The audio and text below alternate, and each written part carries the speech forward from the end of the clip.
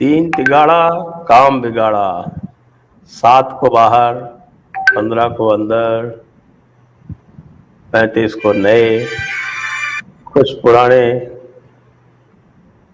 ये सब जो कुछ हुआ है उसमें कुछ होने वाला है, कुछ प्रभावी है या सिर्फ यही दिखावा है? आइए बात करते हैं। इसके पहले जरा सब्सक्राइब कर लीजिए और थोड़ा हम भी आगे चलते हैं फिर इसी के बाद।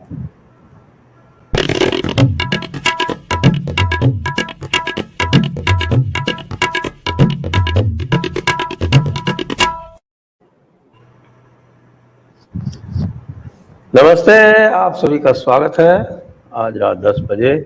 और अब चूंकि बहुत सारी चर्चाएं हो चुकी हैं, बहुत सारे आकलन हो चुके हैं, ये भी पता चल चुका है कि पोर्टफोलियो को क्या मिले हैं। कल भी हमने एक थोड़ा सा कार्यक्रम किया था, उस समय तक तो पूरे मंत्रिमंडल का भी पता नहीं था, कौन कौन इस्तीफा दे रहे हैं वो पता नहीं था। अब सब पता चल चुका है, ये भी पता चल चुका है कि कुछ कुछ समीकरण कैसे बने हैं। तो फिर आइए बात करते हैं। हमारे साथ दो विशिष्ट राजनीतिक विश्लेषक जुड़ गए हैं। ओंकार चौधरी जी, ओसीएन नेटवर्क से, आप इनको अच्छी तरह से आप इनसे परिचित हैं। और धीरेन्द्र पुंडीर जी। नमस्ते धीरेन्द्र जी। तो ओंकार जी, आपसे आरंभ करते हैं। जी। ये जो आपने कल की पूरी एक्सरसाइज देखी है, आपको लगता है कि इससे कुछ विशेष प्रभाव उत्पन्न होने वाला है, या फिर ये वही आपकी जो ताश की गड्डी जो है वो फिर से फेंटने वाली बात है? नहीं, मेरा मानना है संजय जी कि बहुत सोचा समझा ये मंत्रिमंडल विस्तार है जो 2022 के शुरू में और 2022 के आखिर में 7 राज्यों में चुनाव होने वाले हैं।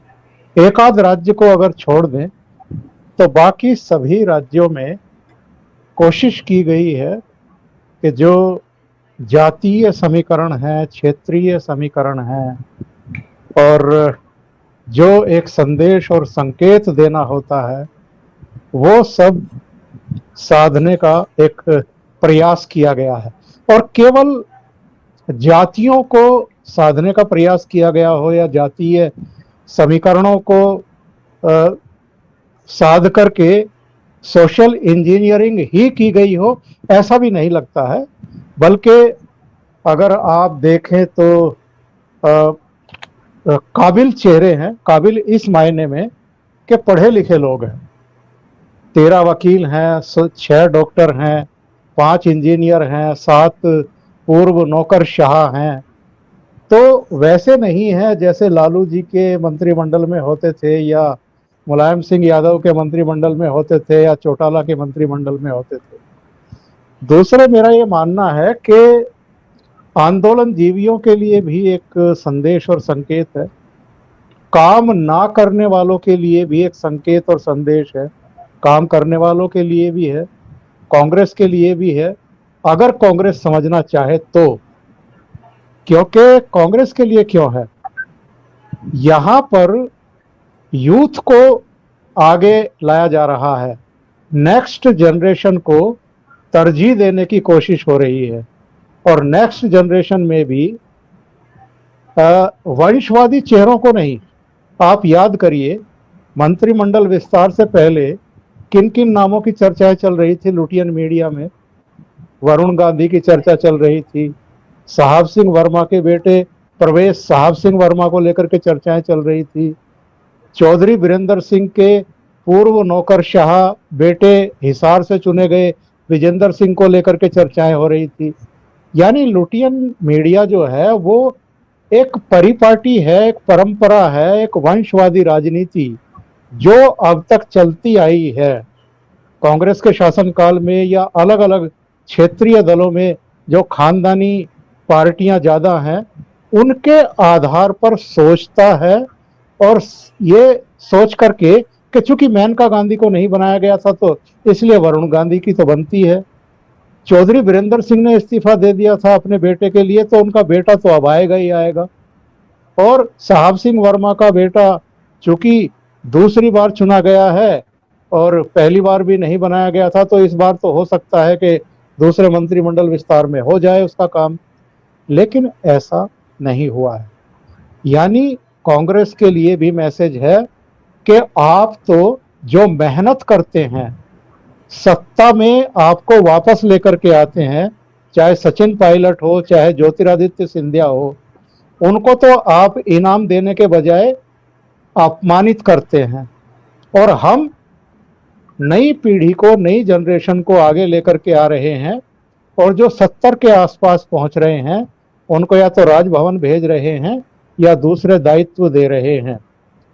तो ये कांग्रेस के लिए भी, और दूसरे जिस तरीके से दलितों में भी जो गैर दलित हैं, गैर दलित कौन से, मतलब गैर यादव पिछड़ा और गैर जाटव दलित, उनको आगे लेकर के आए हैं। इसके अलावा कुर्मी 2 लेकर के आए हैं। मतलब एक संदेश सीधा सीधा अखिलेश यादव को भी है, राष्ट्रीय जनता दल को भी है, मायावती को भी है, और आंदोलन जीवियों के लिए किस तरीके से है। क्योंकि आज की घोषणा आपने देखी होगी, आज मंत्रिमंडल की बैठक के बाद ये कहा गया कि 1 लाख करोड़ मंडियों के जरिए, सरकारी मंडियों के जरिए किसानों तक पहुंचाया जाएगा।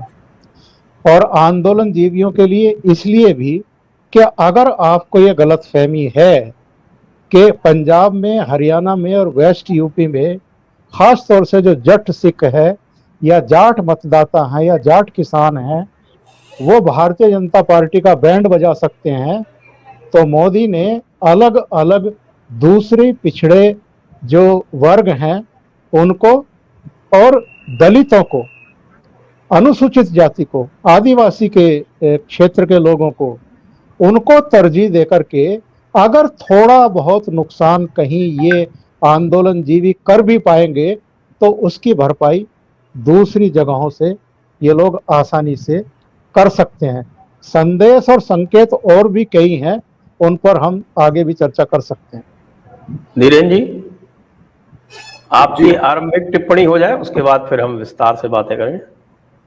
देखिए, मुझे लगता है कि कल भी मुझे लग रहा था कि जो मोदी जी कर रहे हैं, आखिर जब तक कि हालांकि सुबह ही 9:30-10 बजे जब ये लगने लगा, नाम आ रहे थे, अलग अलग नाम चल रहे थे, तो मैं खुद भी उन सोर्सेज से जिनसे हम लोग बात कर रहे थे, लगातार बात करते रहे हैं, मैं बहुत मुतमईन नहीं था, बहुत उनके साथ इत्तफाकी नहीं थी, क्योंकि मैं जानता था कि अभी तक के जितने समय से, लगभग 2014 से दिल्ली के मीडिया में, उसमें लुटियंस या तमाम लोगों को, जो हम लोग भी उसमें शामिल होते हैं, अक्सर देखता हूं कि जैसे हमारे साथ एक माइंड गेम खेलते हो मोदी जी, और वो हमारी इस सारी चीजों को ये बताने की कोशिश करते हो कि जब पॉलिटिक्स बदल गई है, जब देश का बहुत सारा सिनेरियो बदल रहा है, समीकरण बदल रहे हैं, तब भी आप उन्हीं के सहारे, जिनके सहारे आज से 10 साल, 20 साल, 25 साल, 30 साल पहले अपनी रिपोर्टिंग की शुरुआत की थी, उन्हीं आइडिया, उन्हीं तरीके, उन्हीं के साथ आप रिपोर्टिंग कर रहे हैं, तो इसमें काफी चेंज आ रहा है। मैं इसलिए बताने की कोशिश कर रहा हूं कि लगातार हर बार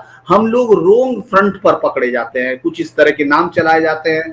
जैसे कल नाम हो सकता है बहुत सारे इस बात के लिए संतुष्ट होने की हमने तो उनको कहा था, देखिए हमारा हो गया, लेकिन किसी में भी ये हम लोग एंटिसिपेशन में नहीं थे, किसी के पास ये मतलब जहां तक मेरी जानकारी है कि किसी के पास ये जानकारी नहीं थी कि कौन क्या मंत्रिमंडल से ये लोग हट रहे हैं, क्या कुछ इस्तीफे होंगे, क्या हटाया जा रहा है। तो एक बड़ी चीज तो ये थी कि प्रधानमंत्री मोदी ने रिस्क लेने की कैपेसिटी दिखाई, क्योंकि अगर आप हर्षवर्धन को हटा रहे हैं और साथ में अश्विनी चौबे को हटा रहे हैं, आप निशंक को हटा रहे हैं, साथ में उनके जो दोत्रे हैं, संजय दोत्रे, उनको हटा रहे हैं, तो इसका मतलब आप ये एडमिट कर रहे हैं कि कोरोना काल में सरकार के काम काज में कहीं ना कहीं जो स्पर्शन हुए उनके ऊपर या हुआ, उन्होंने एडमिट किया। और मुझे लगता है कि किसी भी गलती को सही करने की दिशा में सबसे पहला कदम, जो फाउंडेशन होती है, बुनियादी कदम है, वो ये है कि आप गलती माने, उसी के बाद उसको ठीक करने की गुंजाइश हो सकती है। तो कल सबसे पहला तो हमको ये लगा कि जिस तरह से उन्होंने ये कोशिश की इस मंत्रिमंडल के सहारे, क्योंकि देखिए जो चेहरे आए हैं ये नए लोग हैं, ये नए चेहरे हैं, इनमें से बहुत सारे जो मंत्री बन रहे हैं केंद्रीय मंत्रिपरिषद में, लेकिन आपको वो लोग जो फेल हो चुके, जिन्होंने परफॉर्म नहीं किया, उनको हटाना था, या तो परफॉर्म या पेरिश, जो कि मोदी जी का आइडिया इस मंत्री जब उन्होंने दिल्ली में सत्ता संभाली तो उसके पास उनका यही कहना था। और हर्षवर्धन को लेकर मुझे लगता है कि सब तरफ से रोष था, सब तरफ से हम लोगों ने वो नाकामी देखी है। ये नहीं है कि 80 साल के लोकतंत्र में इतनी बड़ी आपदा इससे पहले कभी नहीं आई, क्योंकि जो एक साथ पूरी दुनिया में आई, और इससे पहले आप लोगों ने बीमारियां देखी, मुझसे ज्यादा आप लोगों ने इन सब चीजों को देखा, महामारियां अलग अलग राज्यों में आई, लेकिन वो एक लिमिटेड एरिया था, बाकी सब जगह से दवाइयों की या तमाम चीजों की सप्लाई आबाद रहती थी। पहली बार हम दुनिया में एक हैफाजत डोबे में खड़े थे, हमको लग नहीं रहा था रास्ता किस तरफ है, तो उन्होंने इस चीज को फील किया और इससे बदलाव आया। बदलाव आप जो कह रहे कॉस्मेटिक चेंज है, मैं इसको मानता हूं कि एक बहुत बेहतरीन, मैं इसलिए नहीं कि मुझे किसी सरकार के लिए कहना हो, लेकिन एज ए मुझे लगता है कि हम उस दौर के हैं जो 40 से 50 के बीच में घुस रहे हैं और 50 पार करना चाहते हैं। उस दौर में मुझे लगता है कि ये ऐसे लोगों की एक नई टीम लाकर है जिसमें एक तो इलास्टिसिटी हो, फ्लेक्सिबिलिटी जिसकी हो, जिसमें एडेप्टेबिलिटी हो, तकनीकों के साथ सामंजस्य बैठा सकते हो, और साथ ही साथ उस राजनीति को, जिस जातीय राजनीति के गणित के सहारे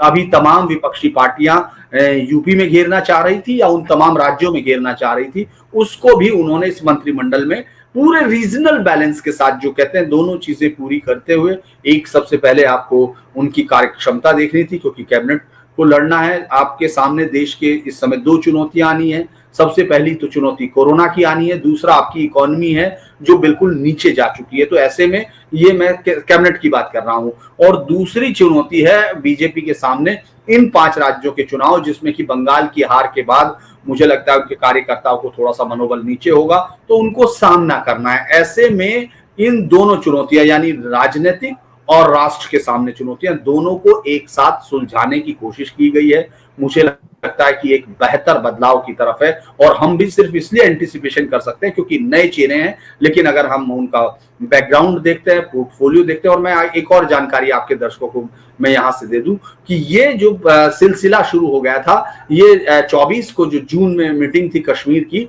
उससे 2 दिन पहले से लगभग 4 से 5 घंटे 6 घंटे उन सब का परफॉर्मेंस और तमाम डिटेल्स के साथ पूरी चर्चा, और अमूमन इस तरह की चर्चा में हमेशा वो साथ रखते हैं, अमित शाह जी को, नड्डा भी उसमें साथ में थे, तो वो लंबी चर्चा हुई और उसके बाद संघ के साथ हुआ। तो मुझे लगता है कि ये बहुत ही सोचा समझा किया गया है। और एक और छोटी सी चीज जो मुझे लगता है कि बहुत इंटरेस्टिंग होगी, ओमकार जी को भी लगेगी, कि अब आपको अटल बिहारी वाजपेयी के मंत्रिमंडल में रहने वाले शामिल कितने लोगों के चेहरे इस मंत्रिमंडल में दिखाई दे रहे हैं। यानी ये फ्यूचर की तैयारी है, नेक्स्ट जेन लीडरशिप को खड़ा करने की तैयारी है, निश्चित प्रमाणिक जैसे लोगों को सामने लाके बंगाल का भी जवाब देने की कोशिश है। तो ये एक मंत्रिमंडल, मैं इसको एक, अगर मुझे ऐसे देख रहा हूं तो मैं कहूंगा कि एक बेहतर बदलाव है।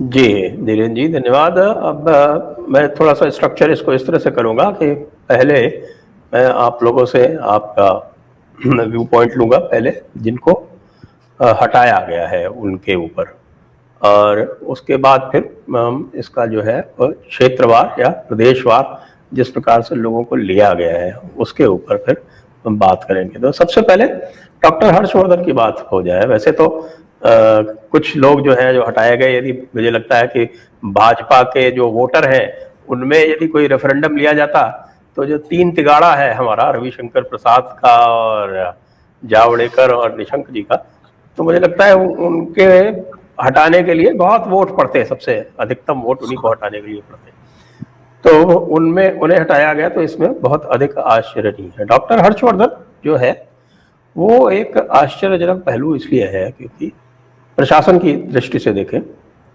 तो ये पूरा का पूरा कोरोना मैनेजमेंट जो है वो नेशनल डिजास्टर मैनेजमेंट एक्ट के तहत हुआ है, और एक प्रकार से हेल्थ मिनिस्ट्री भी पूरी तरह से एनडीएमए के तहत काम कर रही थी। जो भी निर्णय एनडीएमए ले रही थी उसका क्रियान्वयन उनके हाथ में था। वो एक तरह से वो एक सिर्फ डायरेक्शंस फॉलो कर रहे थे। एनडीएमए होम मिनिस्ट्री के हाथ में है। तो यदि हम ये मानते हैं कि बेहतर इंतजामात नहीं हुए, या मान लीजिए कि सेकेंड वेव को एंटिसिपेट नहीं किया गया। सेकेंड वेव के समय एनडीएमए पूरी तरह से लागू था, हटा नहीं था। तो डॉक्टर हर्षवर्धन किस प्रकार से जिम्मेदार हुए, होम मिनिस्टर जिम्मेदार क्यों नहीं है? यदि हम ये मान के चलते हैं कि कोरोना की असफलता के कारण डॉक्टर हर्षवर्धन को हटाया गया है, तो होम मिनिस्ट्री ही इस पूरे कार्यक्रम को एनडीएमए के तहत चला रही थी। तो डॉक्टर हर्षवर्धन और संजय धोत्रे क्यों, और होम मिनिस्ट्री को क्लीन चिट क्यों? ओंकार जी।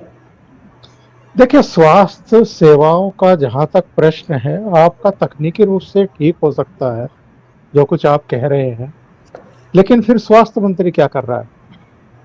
सारा काम अगर गृह मंत्री को ही करना है, गृह मंत्री से आप क्या क्या कराएंगे, या प्रधानमंत्री के सिर पर आप क्या क्या ठेलेंगे? ना ना ना ना ओंकार जी, एनडीएमए जो है एक इंडिपेंडेंट अथॉरिटी होम मिनिस्ट्री के अंदर, और सारे डायरेक्शंस जो हैं वहां से आ रहे थे।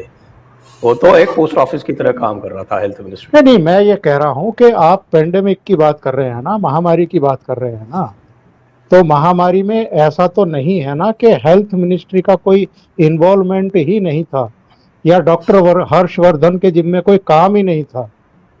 तो अगर पीएमओ से भी जनवरी में या फरवरी में या दिसंबर 2019 में आपके जो ऑक्सीजन संयंत्र लगाने के लिए, ऑक्सीजन उत्पादन स्थापित करने के लिए, और 100 से ज़्यादा थे, वो अगर राज्यों को पैसा भी भेजा गया, उनके लिए दिशा निर्देश भी जारी किए गए, पूरा परिपत्र जारी किया गया था, पीआईबी से भी जारी किया गया था, पीएमओ से भी जारी किया गया था, तो मेरे विचार से कोऑर्डिनेशन का काम भी और जो दूसरे काम हैं वो भी वो हेल्थ मिनिस्ट्री को देखना चाहिए। आप बिल्कुल गलत कर रहे हैं। वो पीएम केयर्स जारी हुआ था, पीएम केयर्स जो थी वो एनडीएमए के तहत काम कर रही थी।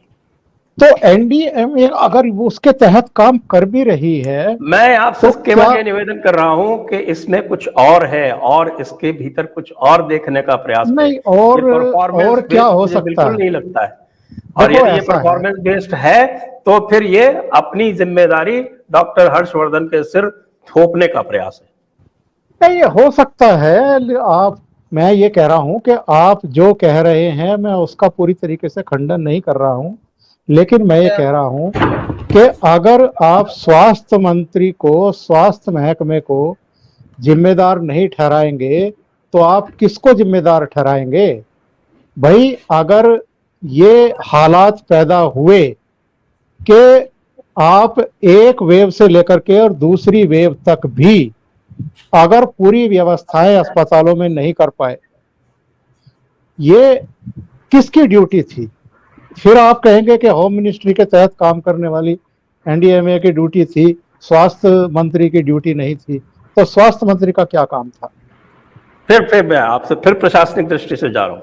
मैं इसलिए कह रहा हूं क्योंकि मैं सारे सर्कुलर लगातार फॉलो करता हूं, क्योंकि हमारा जो ग्रुप है एडमिनिस्ट्रेशन का उसके ऊपर सब आते थे। एनडीएमए से डायरेक्शन जारी होते थे, उसके बाद चीफ सेक्रेटरीज के पास आते थे। चीफ सेक्रेटरी जो है वो स्टेट जो डिजास्टर मैनेजमेंट अथॉरिटी का है उसका जो हेड है वो चीफ सेक्रेटरी है, और चीफ सेक्रेटरी जो है फिर यहाँ से डायरेक्शन जारी करता था। यहाँ पर भी जो हेल्थ वाले थे वो केवल उनके जो आपके एसडीएमए से जो डायरेक्शन जारी हो रहे थे उनकी पालना कर रहे थे। ठीक है, उनका काउंसिल लिया जाता होगा, उनकी एक्सपर्टीज ली जाती होगी, लेकिन ऑक्सीजन प्लांट अगर लगवाए गए थे और उनका कार्यान्वयन था वो एनडीएमए एसडीएमए की जिम्मेदारी थी, पीएम केयर्स के अंतर्गत लगवाए गए थे। उसके बाद अब यदि लॉजिस्टिक्स की बात है या सेकेंड वेव के लिए जो डायरेक्शंस जारी किए गए थे और जो कहा गया था कि भाई आप जो है वो सोशल डिस्टेंसिंग की पालना करवाइए, ये बाकी चीजें करवाइए, वो भी एनडीएमए एसडीएमए चीफ सेक्रेटरीज की जिम्मेदारी थी। यहाँ पर एनडीएमए होम मिनिस्ट्री की जिम्मेदारी थी। तो एक को तो आप पूरी तरह से छोड़ दीजिए और दूसरी के ऊपर मतलब ये है कि भाई धोबी का तो कुछ कर नहीं सकते, गधे को पीट लो। हेल्थ मिनिस्टर का काम क्या था, मुझे ये समझाइए। हेल्थ मिनिस्टर का काम तो बेचारे के पास दवाइयां भी नहीं थी, दवाइयां भी केमिकल मिनिस्ट्री के पास थी। ये दवाइयों की शॉर्टेज हुई वो केमिकल मिनिस्ट्री डील कर रही थी, जिसके लिए मंडाविया जी को पुरस्कृत किया गया। इनके पास क्या जिम्मेदारी थी? इनके पास जिम्मेदारी थी, मैं बता देता हूं आपको, कि हेल्थ मिनिस्ट्री का जो है आप ट्रांजैक्शन ऑफ बिजनेस रूल्स में आप उठाकर देख सकते हैं कि जो सेंट्रल हेल्थ मिनिस्ट्री है उसका बहुत ही लिमिटेड रोल है। जो नेशनल इंस्टीट्यूट्स हैं उनको चलाते हैं वो। जो आपका जो चूंकि जो हेल्थ है वो स्टेट लिस्ट का सब्जेक्ट है, तो स्टेट को जो डिवोल्यूशंस होते हैं वो करते हैं वो। और जो सेंट्रल इंस्टीट्यूशंस हैं, एम्स इत्यादि, पहले तो एक था अब बहुत सारे हो गए, उनका मैनेजमेंट करते हैं। हेल्थ जो है वो कॉन्स्टिट्यूशन की जो 7th शेड्यूल है उसमें स्टेट लिस्ट में है। हेल्थ एजुकेशन जो है वो कॉन्करेंट लिस्ट में है। तो इसीलिए मैं बार बार कह रहा हूं कि ये लोगों को तकनीकी चीज समझ में नहीं आ रही है कि हेल्थ मिनिस्टर के पास कुछ था ही नहीं, उसको बेचारे को स्केपगोट बना दिया गया। वीरेंद्र जी, लेकिन आप बहुत सारी सूचनाएं जो प्रधानमंत्री के पास होती हैं वो आम आदमी के पास या हमारे और आपके पास तो होती नहीं है। तो जो चीजें प्रत्यक्ष रूप में दिखाई नहीं दे रही हैं, ऐसे बहुत सारे कारण हम तो विश्लेषण कर रहे हैं, जो हमारे पास सूचनाएं उसी के आधार पर विश्लेषण कर रहे हैं। जो चर्चाएं चल रही हैं हर्षवर्धन को लेकर के साहब दिल्ली का एक लोकप्रिय चेहरा है, हो सकता है ये हो जाए, हो सकता है वो हो जाए। तो जिस तरीके से उनको शहीद किया गया है, जिस तरीके से उनको हटाया गया है, उसके बाद क्या केजरीवाल के सामने उनको नेता के तौर पर पेश करने का कोई नैतिक मतलब समझ में आता है क्या? और क्या वो अपने पैरों पर खड़े हो पाएंगे उस तरीके से अगर उनको डिमोरलाइज किया गया है?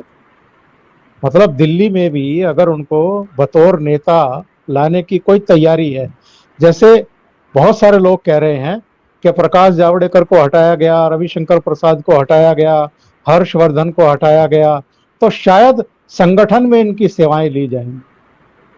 तो मेरे जैसे थोड़ा बहुत जो राजनीति को समझते हैं उनके गले से नीचे नहीं उतर रही हैं चीजें, लेकिन रविशंकर प्रसाद का हटाया जाना, जावड़ेकर का हटाया जाना, वो एक मायने में जस्टिफाइड है। आप अगर इनके दोनों के बातचीत के तौर तरीके भी देखें प्रेस कॉन्फ्रेंस में, तो ये पूरी तरीके से दिग्भ्रमित दिखाई देते थे। अच्छा, आईटी मिनिस्टर के तौर पर आपका अपना ट्विटर हैंडल 1 घंटे के लिए, 2 घंटे के लिए अगर बर्खास्त होता है और उसकी घोषणा आप आकर के प्रेस कॉन्फ्रेंस में कर रहे हैं, तो मतलब आप ये शेखी बघार रहे हैं या अपनी नाकामी बता रहे हैं।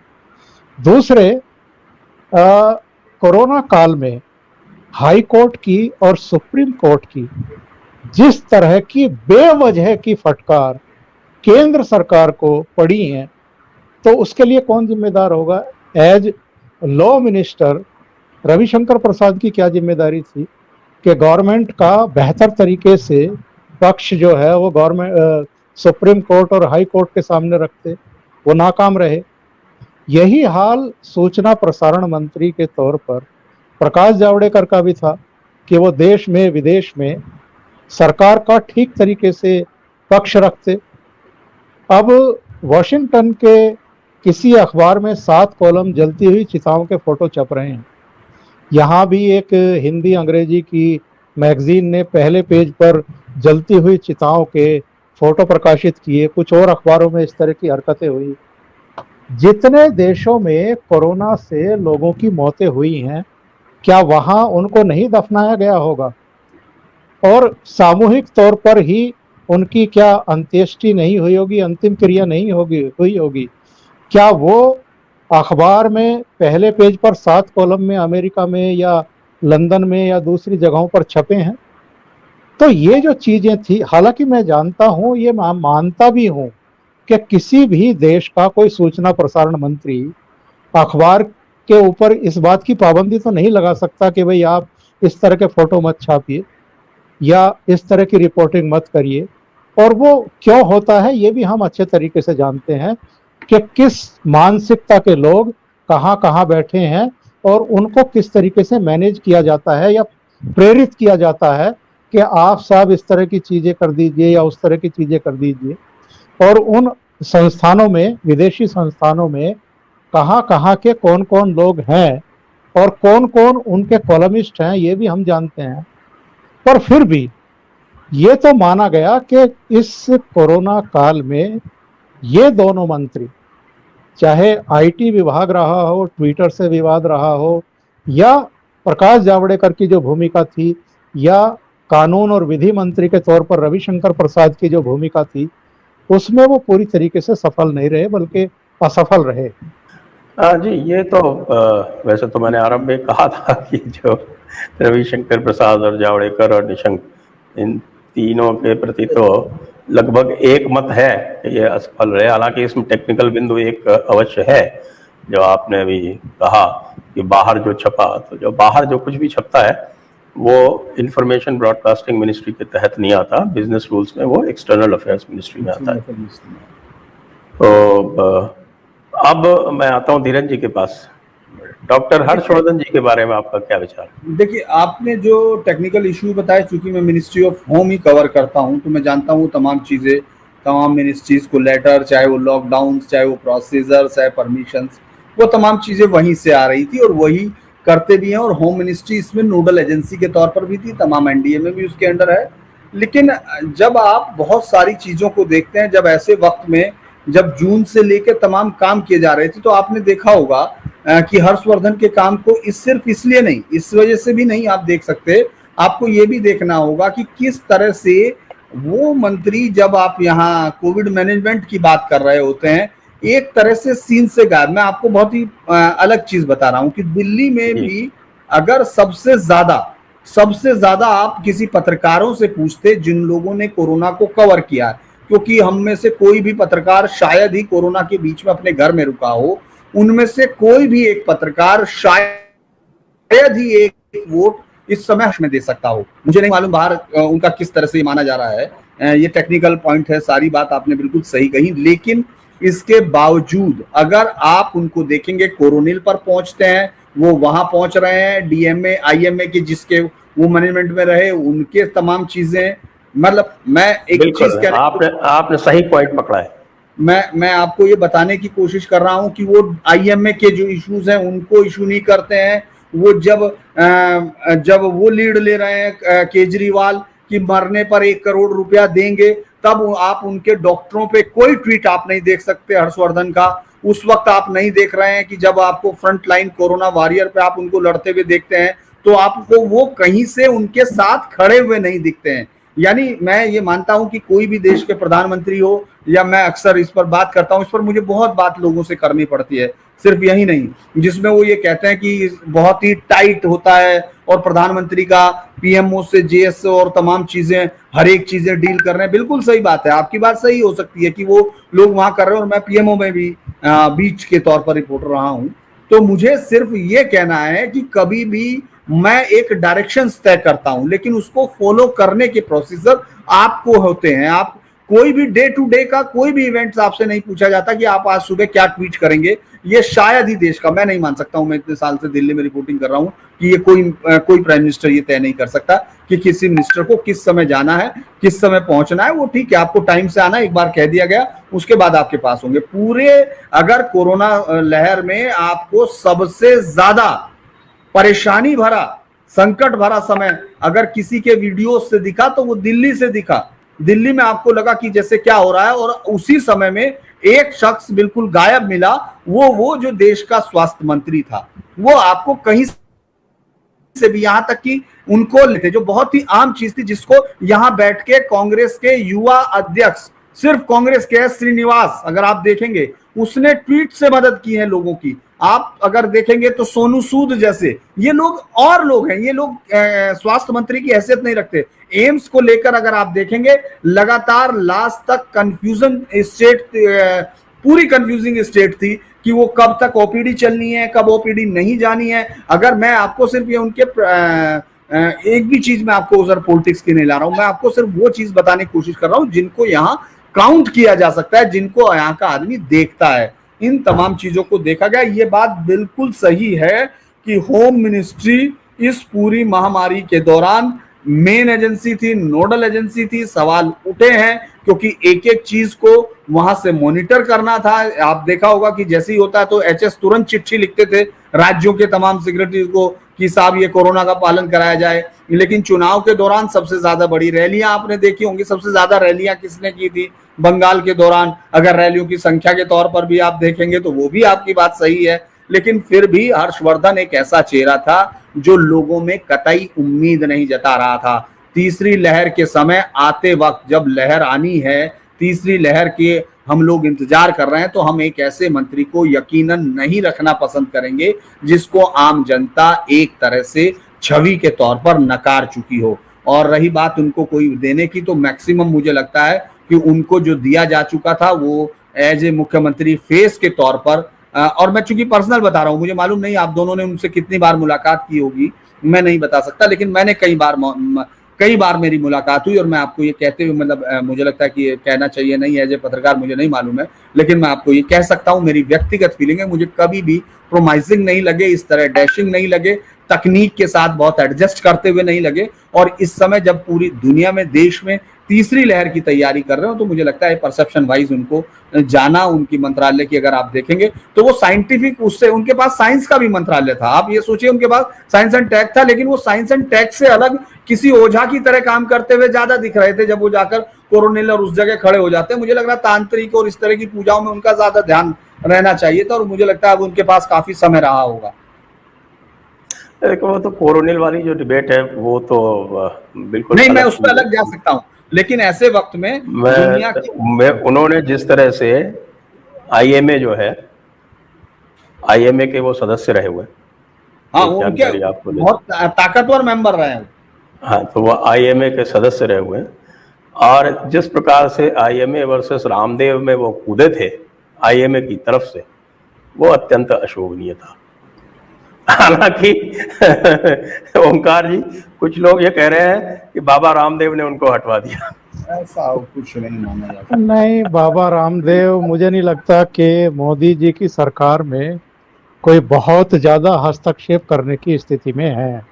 जो मेरी जानकारी है, जो सत्यदेव आचार्य पहले हिमाचल के राज्यपाल बनाए गए थे और आजकल गुजरात के हैं, उनके लिए जरूर उन्होंने शुरू में सिफारिश की थी, पर उसके बाद मुझे जानकारी नहीं है कि बाबा रामदेव के कहने पर कोई अफसर भी इधर से उधर किया गया।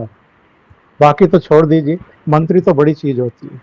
टिकट तो दिलवा देते हैं, वो 2 लोकसभा के टिकट तो उन्होंने दिलवाए हुए हैं हमारे यहाँ, एक अलवर का और एक सीकर का। तो हाँ, वो महंत जो अपने मैं सुमेधानंद, और एक अलवर वाले बालकनाथ। चलिए, अब जो नए लोग जो जुड़े हैं उनके बारे में बात कर रहे हैं। ओंकार जी, ये ऐसा लगता है कि ये जो पूरी एक्सरसाइज हुई है, बंगाल को तो एडजस्ट किया गया, क्योंकि बंगाल में लोगों के छिटकने का बड़ा एक संदेह सा लग रहा है। एक दूसरा, उत्तर प्रदेश के अतिरिक्त जो साधा गया है वो गुजरात में भी अगले साल ही चुनाव है।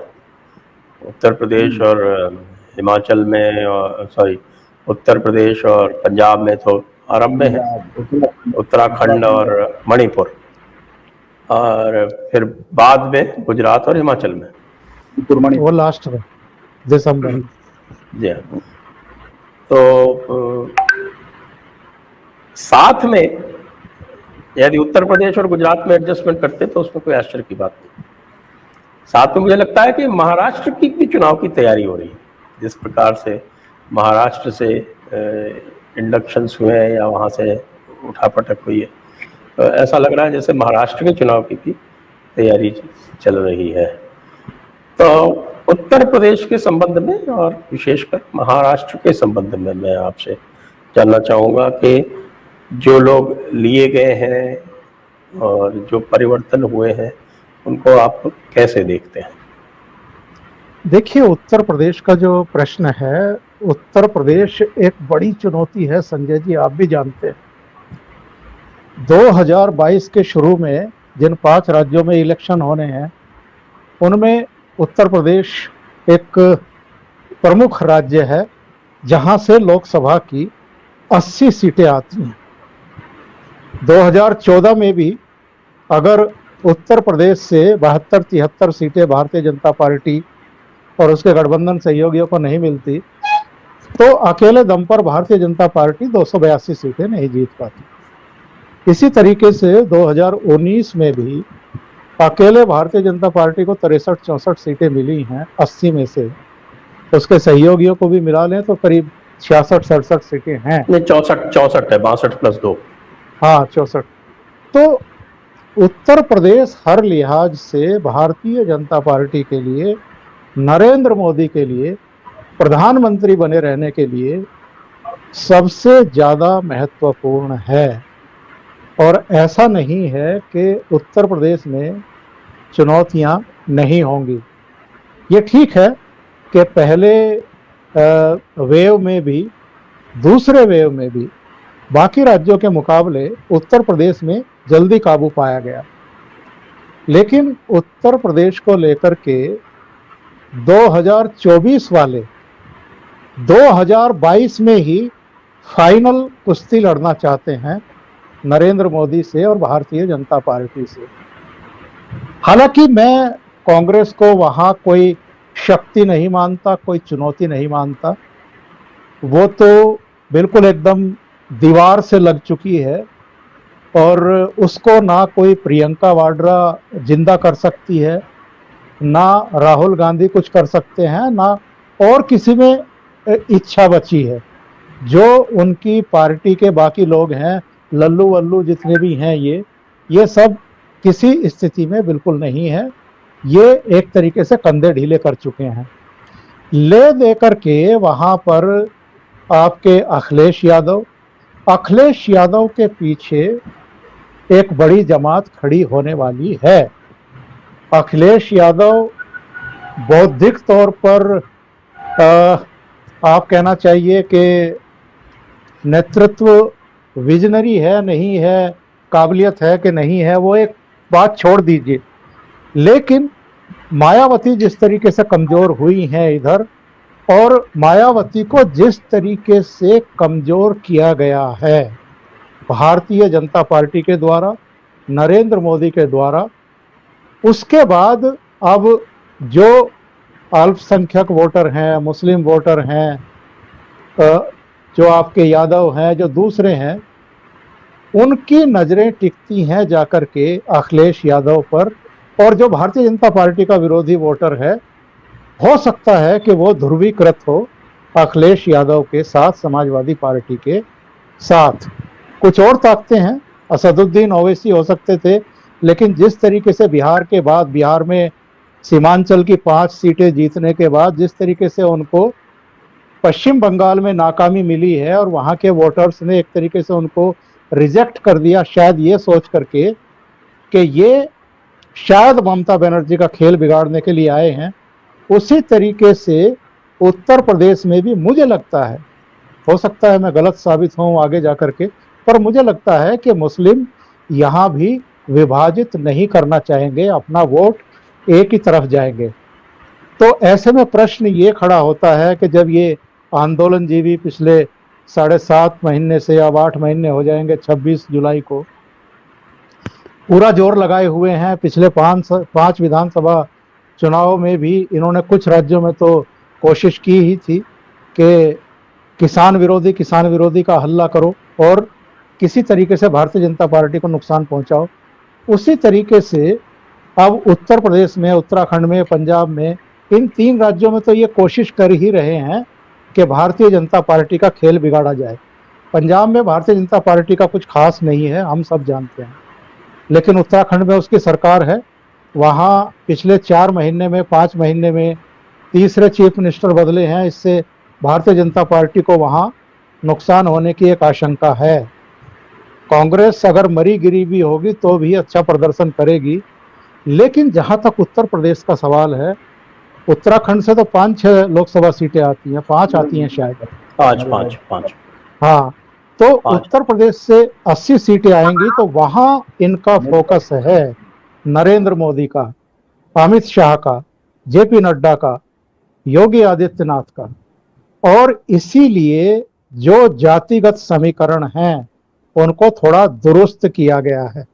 जो मैं आंकड़े देख रहा था संजय जी, जो अब तक वहां पर चेहरे थे भारतीय जनता पार्टी के, मोदी समेत, उनमें से पिछड़े वर्ग के 4 थे और 2 ठाकुर थे, 1 ब्राह्मण था, 1 सिख था, 1 पारसी था।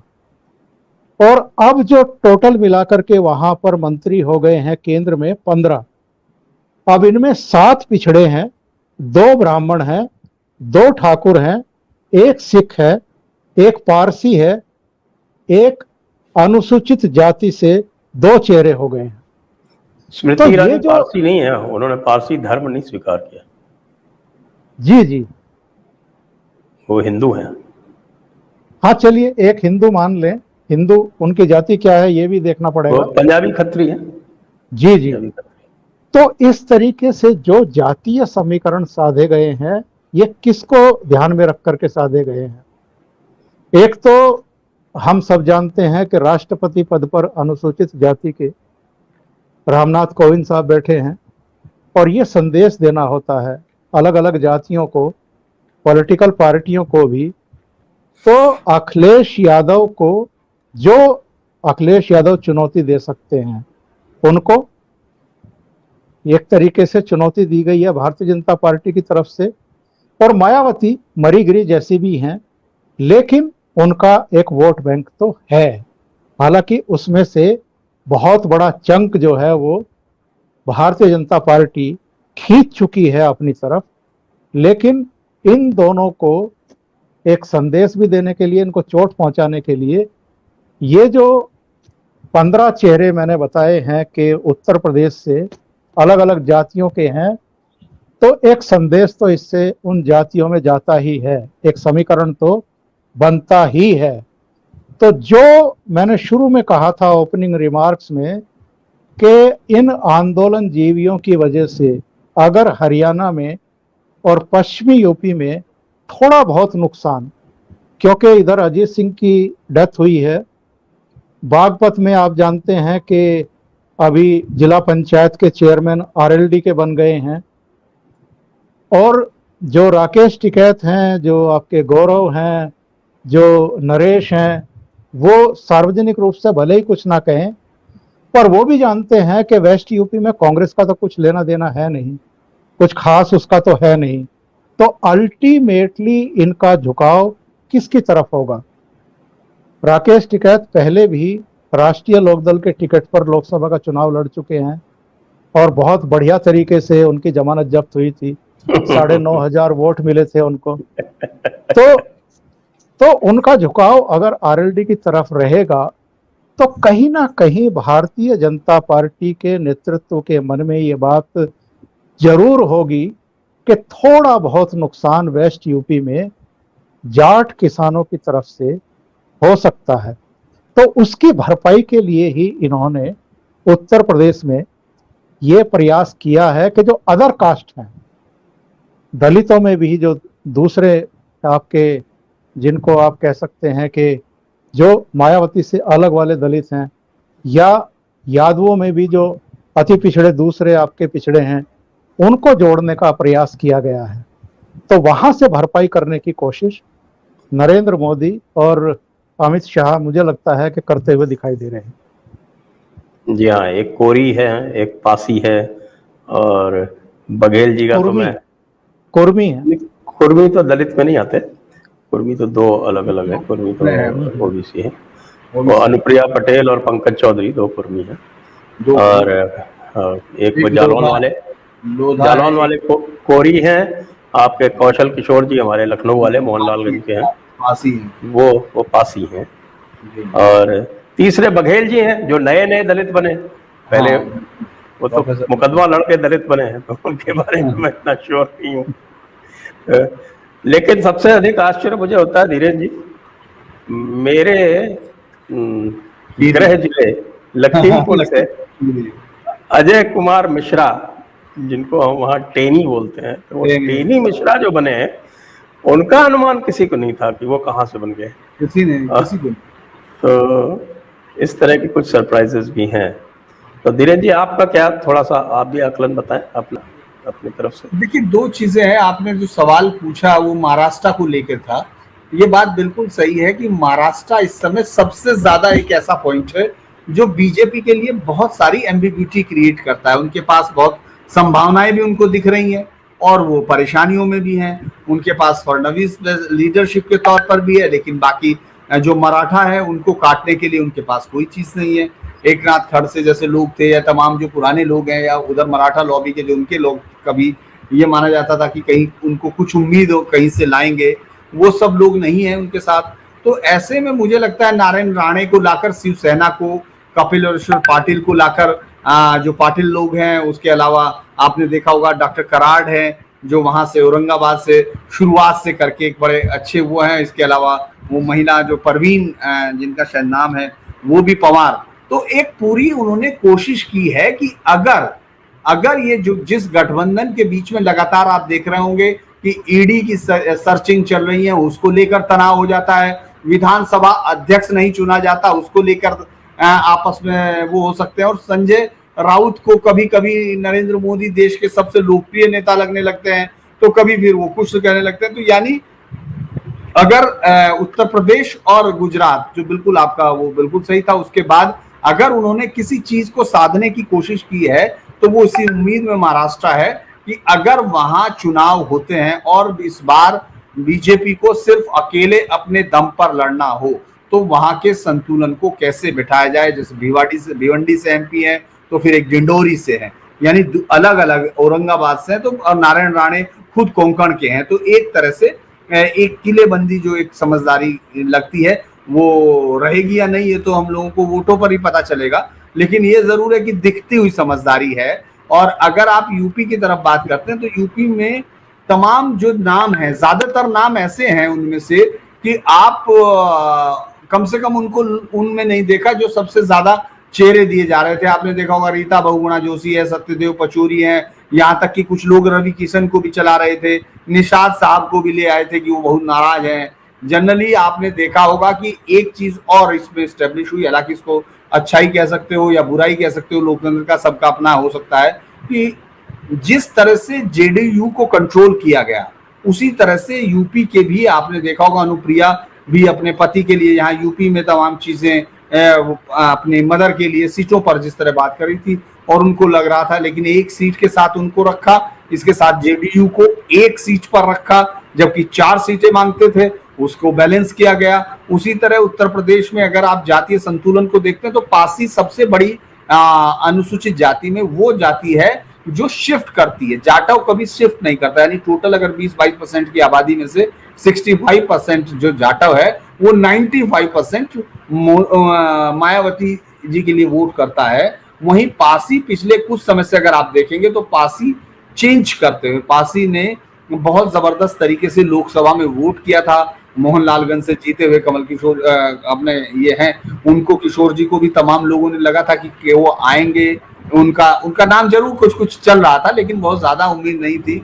ये आपके खीरी साहब के, तो खीरी वाले टेनी साहब के बारे में तो किसी को दूर दूर तक उनको कितना था, मैंने आज उनसे पूछ लिया, मतलब मुझे मालूम नहीं आपने वो इंटरव्यू देखा या नहीं, मैंने उनसे पूछ भी लिया कि आपके अंदर ऐसी क्या खूबी लगी कि आपको सबसे ढूंढ के लाया गया। तो उनका वही जवाब था जो अमूमन हर कोई दे रहा है आजकल, कि मोदी जी बहुत ही चिंतन करते हैं और बहुत ही चिंतन करने के बाद, वो कार्यकर्ताओं का मंथन करने के बाद उन्होंने निकाला है। लेकिन हाँ, उन्होंने कुछ सवाल कभी कभी लोकसभा में पूछे थे, इसके अलावा उनके बारे में बहुत ज्यादा केंद्रीय लोगों को अनुभव नहीं था। अब उससे कितने वो ब्राह्मण समुदाय के वोट को सैचुरेट कर पाएंगे वो जानेंगे, लेकिन कम से कम एक मैसेज जातीय संतुलन का यहाँ जरूर दिखा है।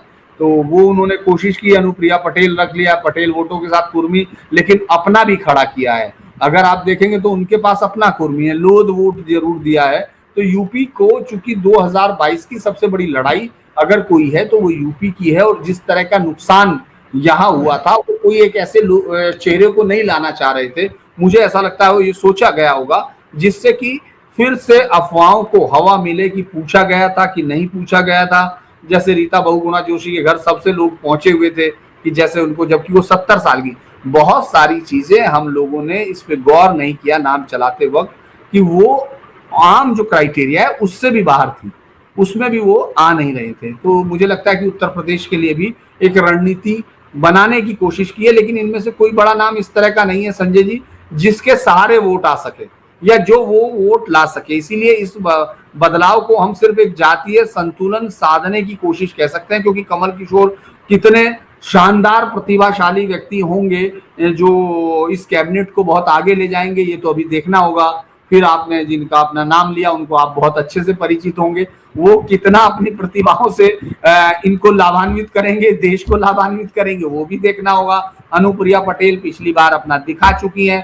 पंकज चौधरी को लेकर महाराजगंज से आप किस उम्मीद के साथ आए हैं कि उनका क्या डिस्टिंग्विश रिकॉर्ड रहा है, ये मैं जरूर कहूंगा कि मुझे थोड़ा सा निराशा होगी। वो 5वें 6ठी बार के एमपी हैं, बस ये है उनका। हाँ, वो एमपी है, मैं बिल्कुल जानता हूं, मैं उसके बारे में बिल्कुल उनके उसको जान रहा हूं, लेकिन मैं ये जानने की कोशिश कर रहा हूं कि क्या 5वीं 6ठी बार के एमपी को आपने कहीं इससे पहले अखबारों में एक बहुत प्रभावशाली नेता के तौर पर पढ़ा? सुप्रिया श्रीनाथ को जब हराया था तब पढ़ा था। हाँ, तो आप उस समय का एक दो अगर आपके पास है, मुझे लगता है कि कॉमन आदमी के लिए नहीं है, आपको सोचना पड़ रहा है, लेकिन मैं सिर्फ परसेप्शन पर बात कर रहा हूं। मैं चूंकि मैं तो इनसे संसद में मिल ही रहा हूं ज्यादातर लोगों से, लेकिन मेरा सिर्फ ये कहना है कि क्या यूपी के चुनावी गणित में बीजेपी इनका इस्तेमाल इनकी मेधा के तौर पर करेगी या सिर्फ जाति के तौर पर करेगी? और मैं एक पत्रकार के तौर पर सिर्फ यही कह सकता हूं कि ये जातीय संतुलन साधने की और असंतोष ना उठ सके, दोबारा कोई लफड़ा ना खड़ा हो सके लखनऊ और दिल्ली के बीच में, जिसमें मोदी योगी के चेहरे के साथ ये चुनाव लड़ा जाना है, उसमें कोई और करक ना आए। इसीलिए मुझे लगता है कि ये सब कोशिश की गई है। आपने देखा होगा जाट भी नाम चल रहा था कि जाट भी देंगे और इधर से वो भी देंगे, कई सारी चीजें चल रही थी, लेकिन मोदी मुझे लगता है कि उनका होमवर्क पत्रकारों से ज्यादा बेहतर है, राजनीतिक विश्लेषकों से ज्यादा बेहतर होमवर्क किया गया है, ताकि कोई और चीज ना उठ सके। जी हाँ, बस इसमें एक राजस्थान से भी 2 लोग हैं वैसे तो, एक भूपेंद्र यादव हैं और ये जो वैष्णव जी हैं ये जोधपुर के हैं। ये हाँ, रहने वाले जोधपुर के हैं और वहाँ उड़ीसा की तरफ से आए हैं, और उनको बीजू पटनायक जी का उड़ीसा काडर के 1994 बैच के ये है। और उसके जो नवीन पटनायक हैं उनके और इनके बीच के वो सेतुबंध माने जाते हैं, और कहा जाता है कि उन्होंने बहुत काम इस दौरान किया है इन दोनों के बीच में। चूंकि जब उनको समर्थन दिया गया था तो उसके लिए बाकायदा दिल्ली से बात की गई थी वहां नवीन पटनायक से, और पटनायक की तरफ से भी जब कि इनको समर्थन दिया गया था बीजू जनता दल की तरफ से। तो मुझे लगता है कि उनकी ये कामयाबी, और आज उन्होंने आते ही कहा भी है कि वो कानून का पालन करना होगा। हालांकि ये कानून का पालन कराते हुए एक कानून मंत्रालय से भी जा चुके हैं, अब देखना होगा कि देखते हैं क्या है, किस तरह से आता है। आपको लगता है ओंकार जी कि महाराष्ट्र में भी चुनाव होंगे उत्तर प्रदेश के साथ? देखिए, महाराष्ट्र सरकार और एमवीए के तीनों घटक दल कोशिश तो बहुत कर रहे हैं कि सरकार किसी तरीके से चली जाए,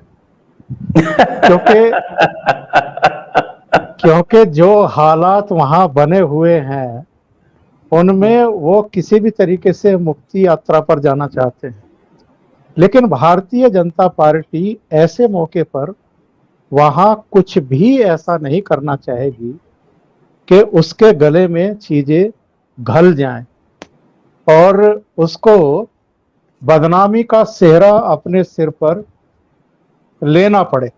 ऐसे में क्यों चाहेगी?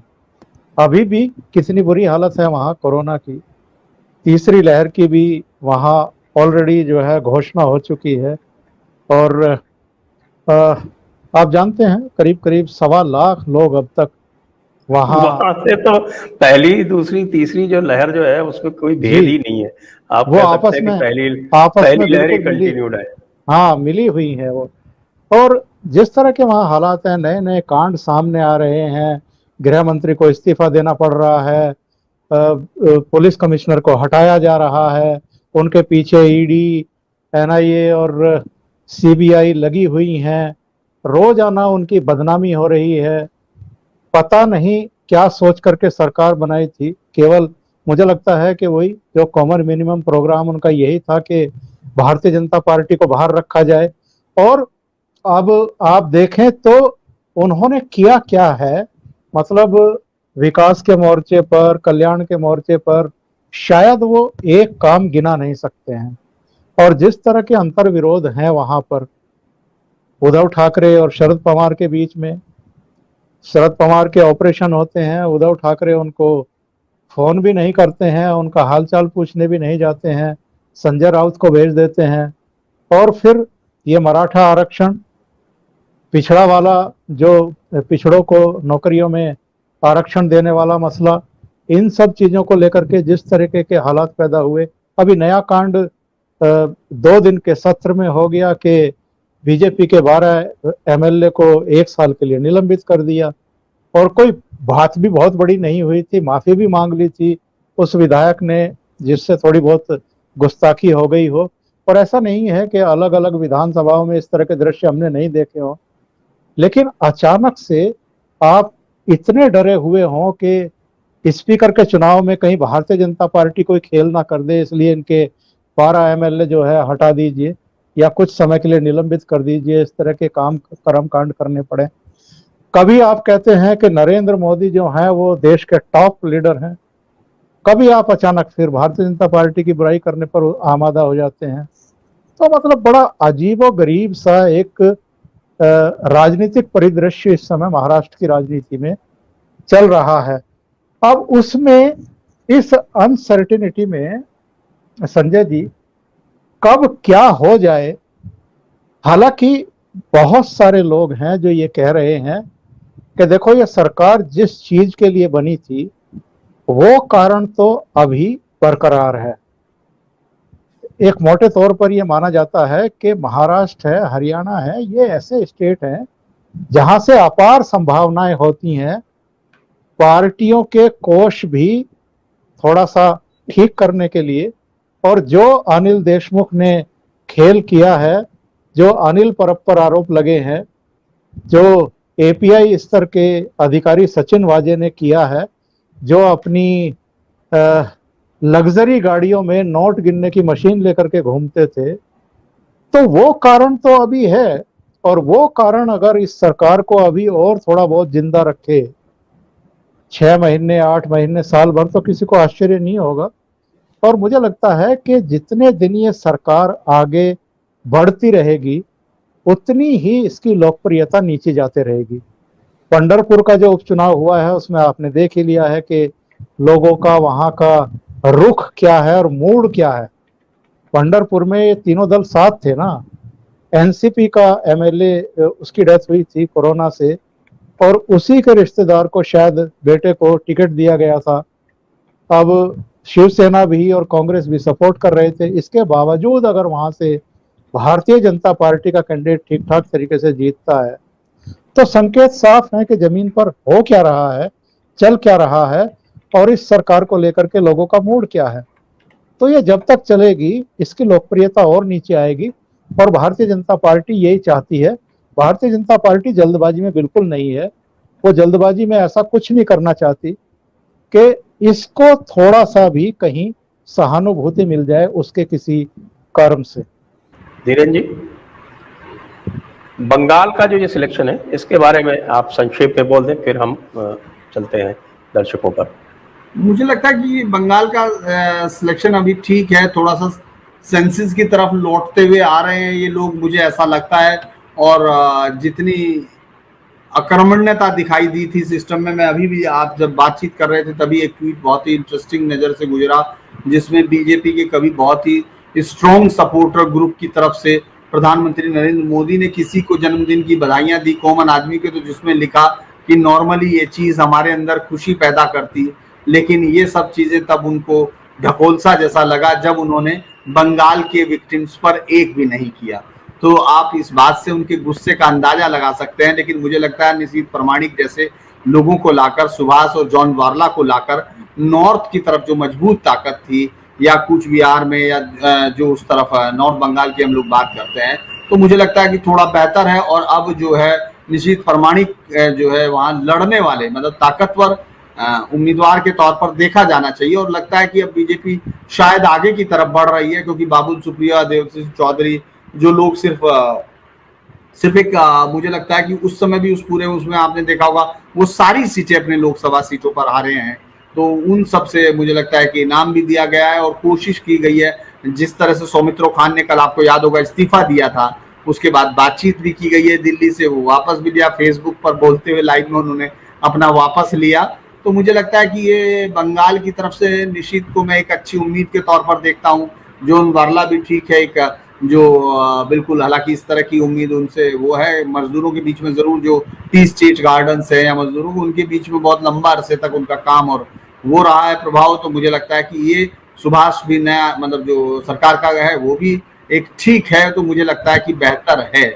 मैं बंगाल के इसको कहूंगा कि थोड़ा बेहतर हुआ दिलीप घोष को लाना या किसी और को लाना या इस तरह के लोगों को लाते हुए, तो मुझे लगता है कि उसमें शायद पुरानापन लगता। और निशीत ने चूंकि विधानसभा चुनाव भी जीता था, तो मुझे लगता है कि जमीन से जुड़े हुए हैं और ममता से सीधा टकराने में वो नहीं हिचकते हैं। तो जिसकी जरूरत है शुभेंदु के साथ एक दिल्ली की गद्दी पर भी उनको एक ताकतवर आदमी मुझे लगता है चाहिए, जो एक शांत है, युवा है और तमाम चीजों में लगभग बराबर बैठते हैं। तो मुझे लगता है कि बंगाल का मैं कहूंगा कि ठीक ठीक मैं उसको कह सकता हूँ। जी, तो इसी के साथ अब हम चलते हैं प्रश्नोत्तरी पर।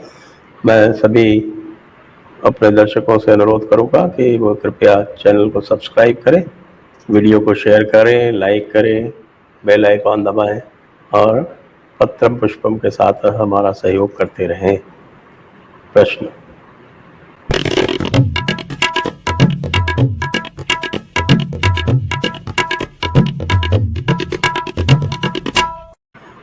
Siddharth Shekhar, I fully agree with STG. First of all, this pandemic is completely unprecedented. I have talked to physicians in the US. They also admit they don't know what's coming. Harshvardhan did his best. चलिए, ये तो इनका observation है, टिप्पणी है, प्रश्न नहीं है। धन्यवाद सिद्धार्थ जी आपके ऑब्जर्वेशन के लिए। Next, Eklavya Singh, So do you feel that allotment of important portfolios to the young leaders could be a considered strategy in the sense that they have the aspiration to perform better than each other? ओंकार जी। आज अनुराग ठाकुर को press conference करते हुए देखा। जिस seat पर प्रकाश जावड़ेकर बैठते थे उस सीट पर वो बैठे थे, और प्रकाश जावड़ेकर अब क्यों हटाए गए हैं उस पर तो हम चर्चा कर ही चुके हैं। पर हमने अनुराग ठाकुर को देखा था वित्त मंत्री के साथ वित्त राज्य मंत्री के तौर पर काम करते हुए और प्रेस कॉन्फ्रेंस में भी संबोधित करते हुए। वित्त मंत्री अंग्रेजी में बोलती थी और वो हिंदी में अपनी बात रखते थे और ठीक तरीके से रखते थे, और भाषा पर भी उनका कमांड है। उत्तर भारत से हैं, हिमाचल से हैं, हालांकि वो भी अगेन एक वंशवादी चेहरा कहे जा सकते हैं, उनके पिता मुख्यमंत्री रहे हैं हिमाचल के।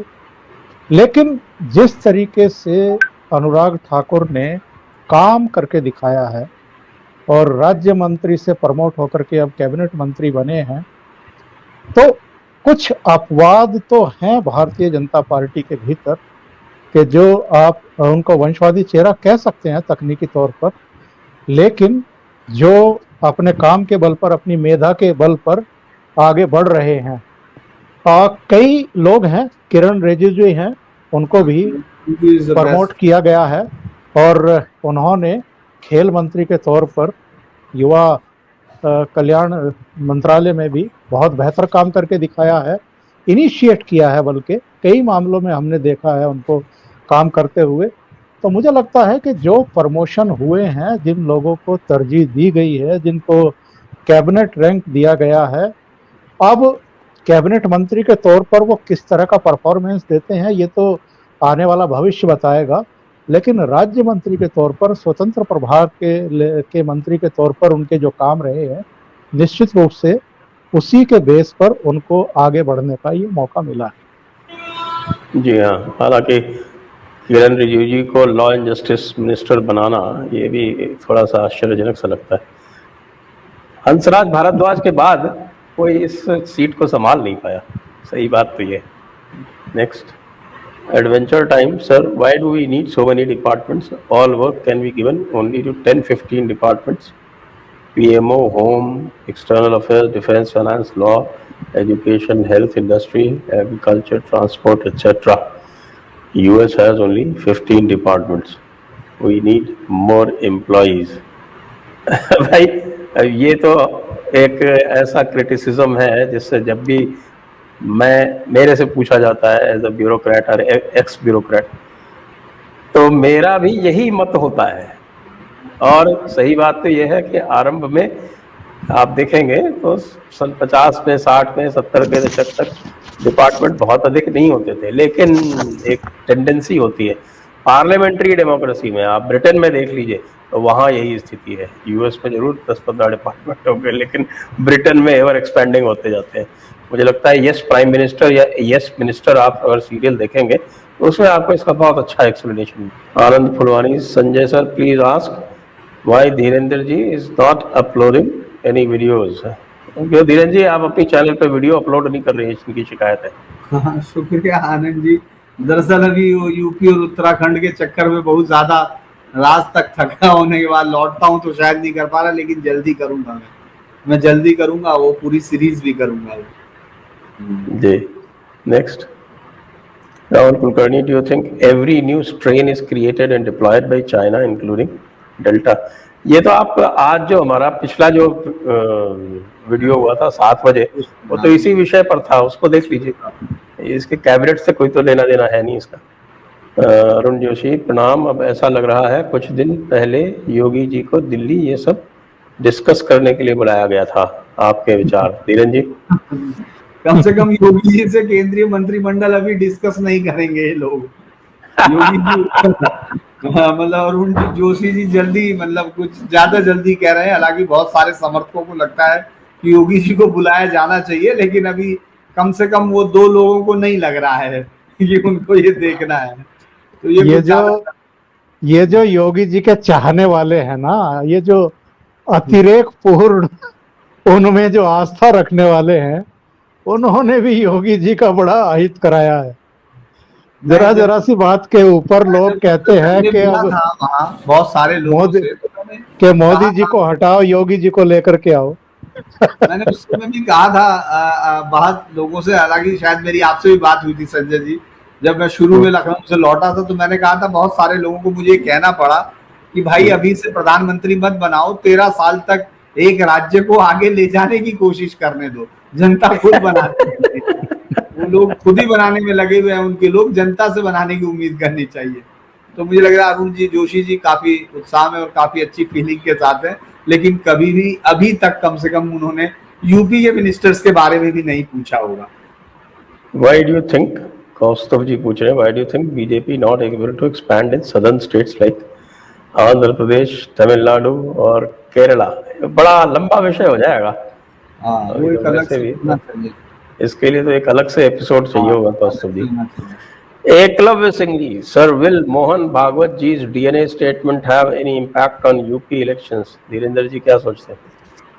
मैं समझता हूं कि इसका कोई प्रभाव नहीं पड़ेगा। ये उत्तर जैसे बिहार में आरक्षण को लेकर दिया गया उनका बयान था, जिसके बाद काफी चीजें बदलती दिखी थी, ऐसा उत्तर प्रदेश में नहीं होने जा रहा, क्योंकि उसके बाद ही काफी लोगों ने, यहाँ तक कि खुद उनके समर्थकों ने मेरे विचार से, और संजय जी का विचार तो हम लोगों ने सबने सुना ही था, मैंने उसी दिन सुन लिया था, तो आपको भी सुनना चाहिए।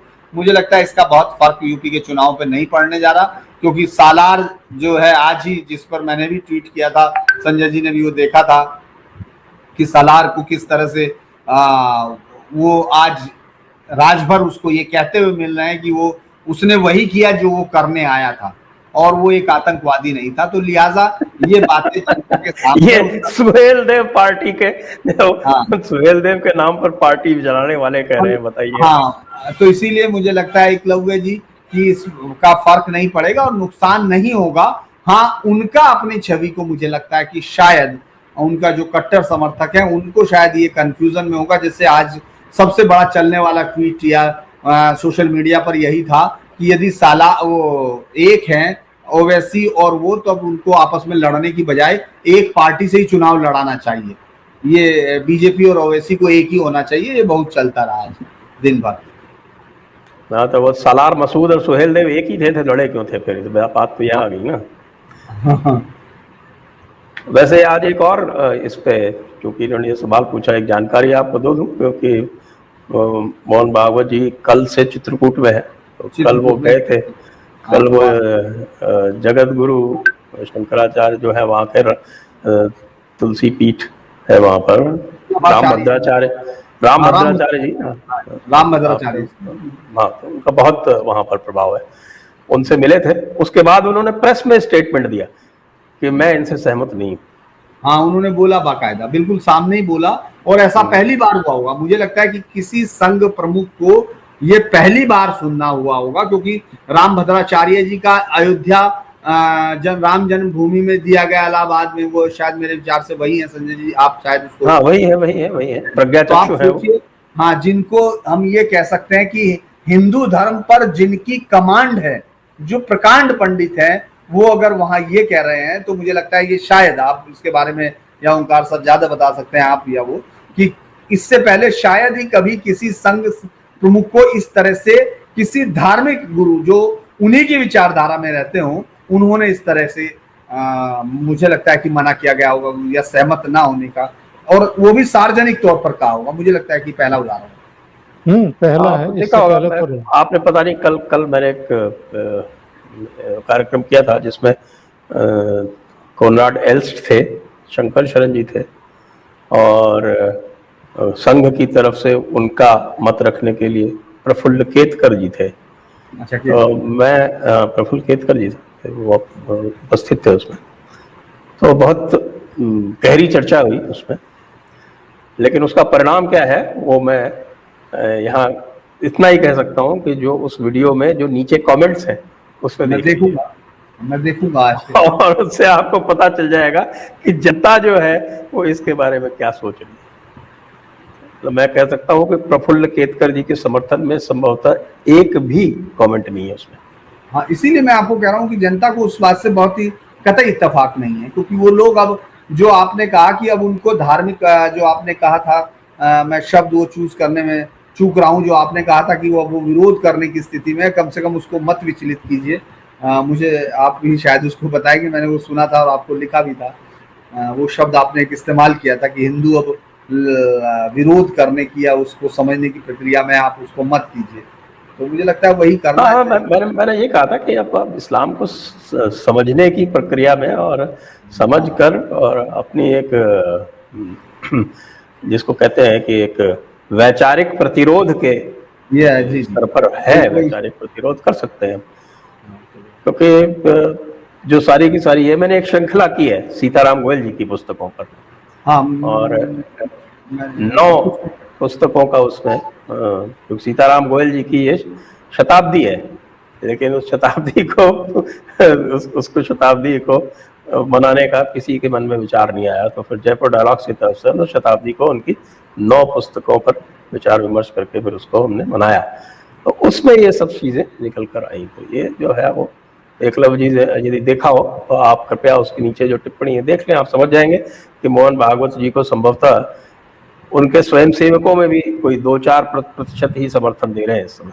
मेरे पास स्वयं, मैं आपको बताऊं, संघ के कोई बहुत बड़े अधिकारियों के मैसेजेस आए कि इसको आप पूरा सुनिए। मैंने कहा 2 बार तो सुन लिया पूरा, और कितनी बार सुनो।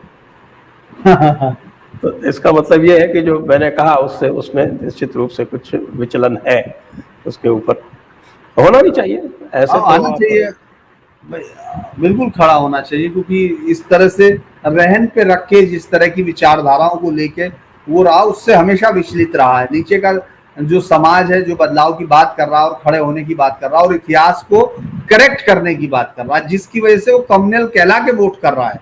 अगर उसको बार बार आप ठगते रहेंगे तो मुझे लगता है लोग बहुत जल्दी आपसे अलग कोई रास्ता ढूंढ लेंगे। जी हाँ, ये है, वो तो यहाँ तक कह गए हैं पहले, ये मेरे ख्याल से 2018 की बात है या कब की बात है, ये कह गए कि साहब कि 50 साल तक हिंदू युवाओं को देवी देवताओं की पूजा नहीं करनी चाहिए। तो बताइए आप, ये क्या अजीब सी बात है। कोई उसको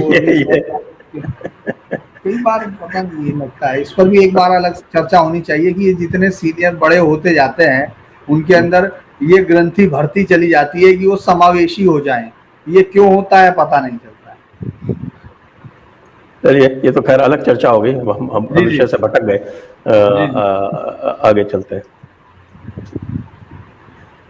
Has Mr. Gadkari been demoted? One ministry is taken.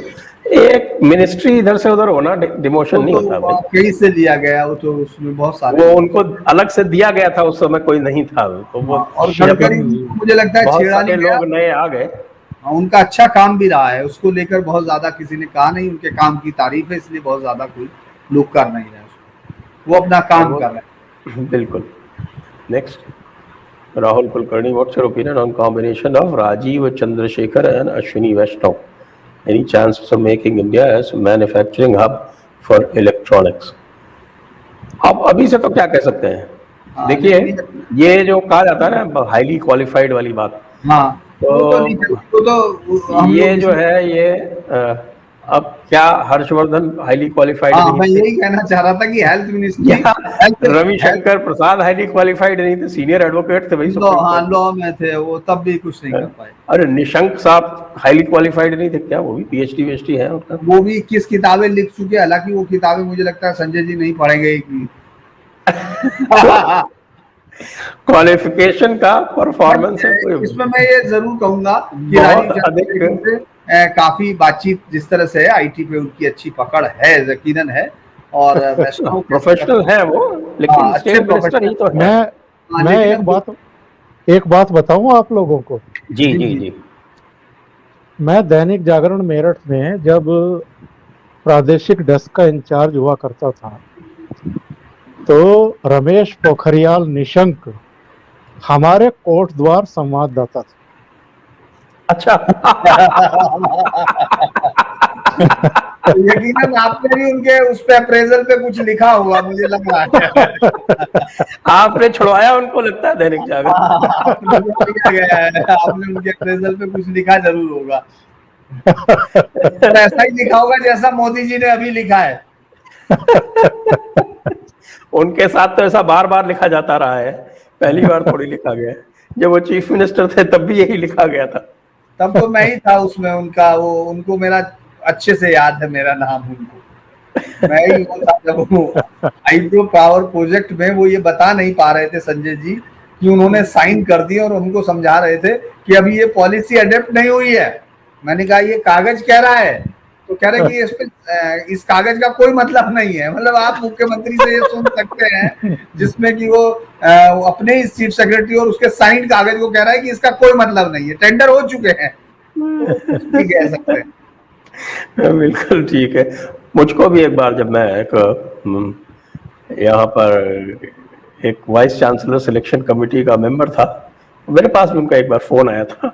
मुझे आश्चर्य हुआ कि डायरेक्ट फोन, मुझे जानते ही नहीं, कुछ नहीं, डायरेक्ट फोन है। चलिए नेक्स्ट, आनंद फुलवानी, धीरेन्द्र जी कृपया 15 मिनट के शॉर्ट वीडियो ही बना लें। चलिए जरूर बनाऊंगा आनंद जी, दोबारा है, मैं जरूर बनाऊंगा और आपको जरूर याद रखूंगा। मैं जरूर बनाऊंगा, आपको जल्दी मिलेंगे। 2 लोगों ने पूछ लिया। हाँ, मैं जरूर बनाऊंगा, मैं बहुत सारे लोगों का उस पर भी आता है, मैं कोशिश करूंगा। रवि वर्मा सर, कुछ बड़े जर्नलिस्ट का रविशंकर प्रसाद से बहुत अच्छा रिलेशन था, अब क्या इन पत्रकारों के सामने बड़ा चैलेंज है नए मिनिस्टर से रिलेशन बिल्ड करने का? देखिए, ये रवि वर्मा जी को मैं एक पत्रकार होने के नाते और एक ब्यूरो होने के नाते मैं ये बता दूं कि कम से कम अभी जो सोर्स है, जैसे कल एक बहुत अच्छा राशिद गिदोई ने हालांकि किया था, कांग्रेस के बहुत करीबी रहे थे, और मतलब ये अंतर कर पाना मुश्किल था कि वो पत्रकार हैं कि कांग्रेसी हैं, तो वो, लेकिन उन्होंने कहा कि सारे सूत्रों का इस्तीफा हो गया, सूत्रों का भी इस्तीफा हो गया। तो इसीलिए रवि जी ये चुनौती, जब रवि कहीं इसी कारण तो इस्तीफा नहीं हुआ। नहीं, क्योंकि इन सूत्रों के पास भी खबर नहीं थी, दिक्कत ये थी। वहां एक लैपटॉप दो लोगों के अलावा किसी के पास बहुत सूचना नहीं थी। तो देखिए- रवि जी आप निश्चिंत रहें, पत्रकारों के पास उसी तरह से नाम उछालते रहेंगे जिनमें से ज्यादातर को मोदी जी अगले दिन खारिज करते रहेंगे। कल स्पेशली मैंने इसी पर एक वीडियो किया था जी कि नीरा राडिया वाला जो प्रकरण था जी जी 2010-11 का, हाँ याद है। वो अंधा युग बीत चुका। अब जो है, उस समय ठीक है, नौकरशाही में भी, मंत्रियों में भी, पार्टियों में भी लोग बड़ी आसानी से कुछ खास चेहरों को ब्रेकिंग न्यूज दे देते थे। पहले पूरी लिस्ट और- आ जाती थी, पहले पूरी हाँ। लिस्ट आ जाती थी 1 घंटे पहले, वो मैं पोर्टफोलियो के आ जाती थी। अब तो संभव ही नहीं है। अब अरे संभव ही नहीं है भाई। कल सबसे बड़ा आश्चर्य ये रहा कि तमाम चीजों के बावजूद कोई ये कह पाने में विफल था कि इस्तीफे भी होंगे। जब इस्तीफे होने शुरू हुए तो लोगों को कंफ्यूजन होना शुरू हुआ कि ये क्या हो रहा है। 1 हुआ, 2 हुए, एक साथ भी नहीं आए। जब तक प्रेसिडेंट हाउस से ये रिलीज नहीं आई तब तक लोग एक दूसरे से पूछ के कंफर्म कर रहे थे क्या वो भी गए, कि हाँ वो भी गए। तो उन्होंने तो 16 तारीख के प्रोग्राम का हमको सहमति दे रखी थी। तो ये क्या चल आपको रहा है? बताऊं एक चीज, रविशंकर प्रसाद जी की बाकी उनकी स्वयं की सुप्रीम कोर्ट के सीनियर एडवोकेट होने की योग्यता के अतिरिक्त उनकी 2 और विशेष योग्यताएं थी जिनके कारण अरुण जेटली जी के वो बहुत प्रिय थे। और वो थे, एक वो राजीव शुक्ला के साले हैं वो। और राजीव शुक्ला जो थे वो सेतु हुआ करते थे अरुण जेटली जी के जमाने में बीजेपी और कांग्रेस के बीच में, एक। और दूसरा, उनके जो बड़े भाई साहब हैं वो सुप्रीम कोर्ट के जज थे। तो वो तो बहुत बड़ी क्वालिफिकेशन वैसे ही थी, अब नहीं है, तो इसलिए उनकी उपयोगिता समाप्त हो गई। और वैसे भी उनकी परफॉर्मेंस कुछ जैसी थी वैसे सबके सामने थी। वो सबसे ज्यादा तो बीजेपी के सपोर्टर से ही गालियां खा रहे थे वो। हाँ लगातार कंटिन्यू। संजय जी, एक दौर था जब, धीरेन्द्र जी को तो पता होगा, सबसे ज्यादा डीब्रीफिंग अगर कोई करता था, सबसे ज्यादा स्कूप अगर कोई देता था, हाँ तो वो अरुण जेटली थे। सबसे ज्यादा। सबसे ज्यादा उनके दफ्तर में मतलब चाय चलती रहती थी और वो सबके बारे में कुछ ना कुछ देते रहते थे सामग्री। तो मुझे लगता है कि नरेंद्र मोदी के साथ कैबिनेट मिनिस्टर रहते हुए सबसे ज्यादा घुटन अगर किसी को हुई होगी तो वो अरुण जेटली होंगे। क्योंकि अरुण जेटली उनकी अकाल मृत्यु का कारण नहीं बन गया होगा। तो अरुण जेटली को अपनी वो आदत छोड़नी पड़ी होगी। आज तक वो करते रहे। आपको याद होगा वो आस्तीन के सांप वाला बयान, आस्तीन में रहने वाला राजनाथ सिंह जी के साथ, फिर वो याद होगा वो भी ब्रीफिंग वाले, सारे मामले उनके इसी तरह के थे, बहुत दिन तक चले। Shekhar Pratap Singh, inclusion of Rane can be seen as support of Congress MLA to BJP in Maharashtra. Congress MLA, ये तो कुछ टिप्पणी मेरी समझ में तो नहीं आई, आपके समझ में आई? ओंकार जी? नहीं, ऐसा कुछ नहीं है।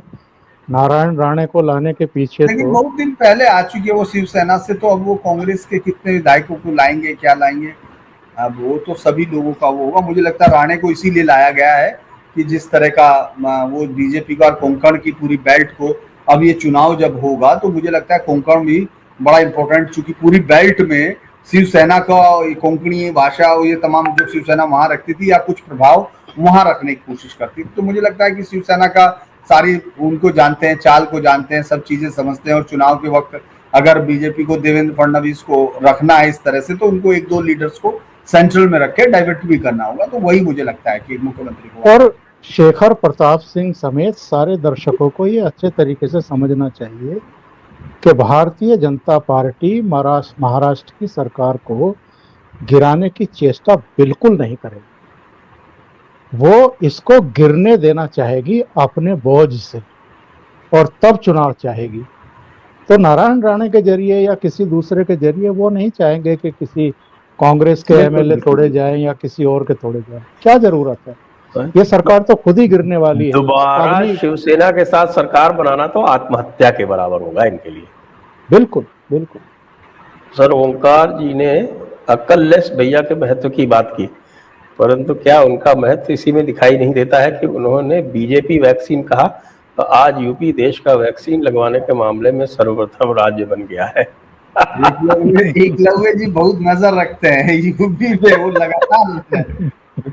बिल्कुल सही अब बात है। अकललेस भैया की तो बात ही अलग है भाई, अकललेस भैया की तो क्या कहे, और साइकिल भी चलाते हैं तो मर्सिडीज वाली चलाते हैं, देखो आप, छोटी मोटी। राहुल गांधी के बाद अपनी पार्टी को डुबोने का श्रेय उन्हीं को मिलने वाला है। बिल्कुल बिल्कुल, भाई साहब जो है वो निकले नहीं है 1.5 साल से बाहर जी। वो ये मान के चल रहे हैं कि यूपी में जैसा उनको लगता है कांग्रेस का एक स्ट्रक्चर होता है कि जिस तरह से अगर लोग उनसे परेशान हो जाएंगे तो कहाँ जाएंगे, जो पार्टी सत्ता में आती है उससे परेशान हो जाएंगे तो वो हमारे घर आएंगे। उन्होंने अपने आप को इसी तरह मान लिया। आप देखेंगे कि वो ट्वीट के सारे, हालांकि उनके कार्यकर्ता पिछले अगर आप पंचायत चुनाव को देखेंगे और आज के चुनाव को देखेंगे तो सड़क पर है, लड़ भी रहा है, लेकिन वो सिर्फ इस वजह से लड़ रहा है, जैसे आपने देखा होगा अलग अलग बयान भी हैं और इस तरह के आज दिन भर दृश्य भी आते रहे, लेकिन उसमें आपको इनकी भूमिका बहुत ज्यादा नहीं दिख रही है। बस ये एक प्रतीक के तौर पर दिखते हैं, बाकी इससे ज्यादा मुझे नहीं लगता कि बहुत ज्यादा है। और लेकिन ये जरूर है कि बहुत सारी चीजें यूपी में जो पार्टी के अंदर उन्हीं या तमाम चीजों पर रही, वो उनको इस बात के लिए उत्साहित कर रही हैं कि वो अंदर रहते हुए भी अपने आप को मुख्यमंत्री मान सकते हैं। आज तो ब्लॉक प्रमुख में भी लगभग 25% से ऊपर निर्विरोध हो गए बीजेपी के। वो भी है। प्रताप सारंगी को क्यों हटाया गया?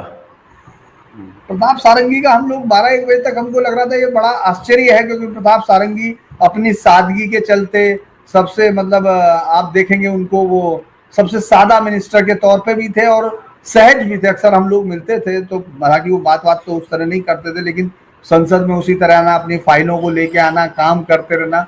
उनका हटाया जाना हमको अब वो किस लिए, पहले तो लाने के कारण सिर्फ ये बताया गया था सबसे सादगी पसंद और ये तमाम, और वहां उन्होंने बहुत काम किया है। अब मुझे लगता है शायद उड़ीसा के लिए तैयार की जा रही है बीजेपी की एक नई लीग, क्योंकि आप देखेंगे नवीन पटनायक की सेहत अभी उनका साथ नहीं दे रही है। बहुत जल्दी मतलब लगता है कि बड़ा जो भी होगा, और उसके बाद उसकी पार्टी को आप अभी भी रडरलेस देख रहे हैं, कोई एक संभावित उत्तराधिकारी उन्होंने तैयार नहीं किया है।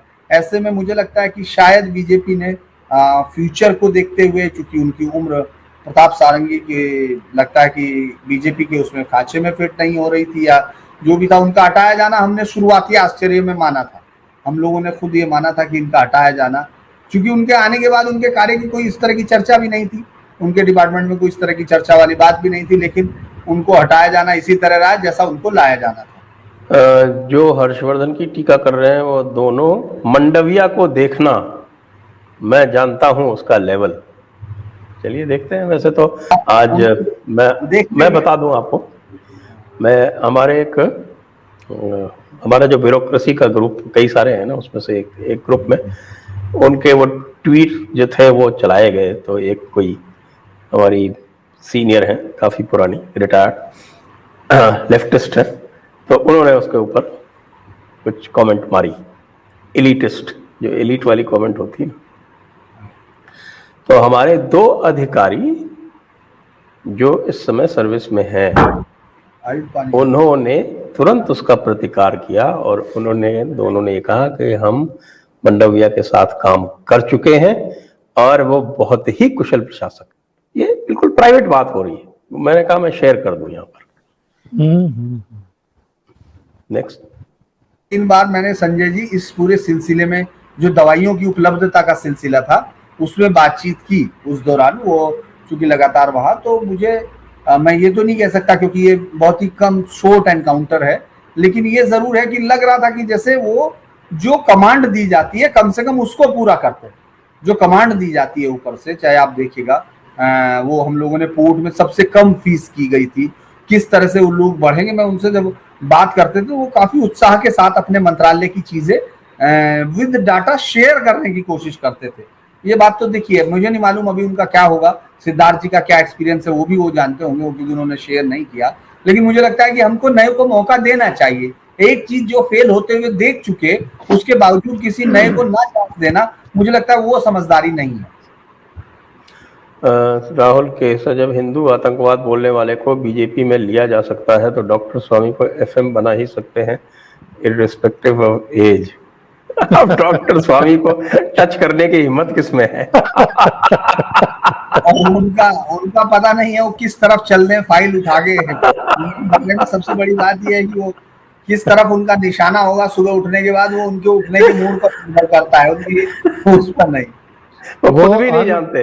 वो हाँ, अनगाइडेड मिसाइल बन चुके, अनगाइडेड मिसाइल बन चुके। वो किस तरफ जाएंगे पता नहीं, किसे ध्वस्त करेंगे पता नहीं चला। नेक्स्ट, राहुल जी शायद उसको कह रहे थे एचएस, जिनको पूर्व एचएस। सर हम दो, हमारे दो में बहुत हिंदू भी आ जाएंगे, अंकुर कौशिक जी कह रहे हैं।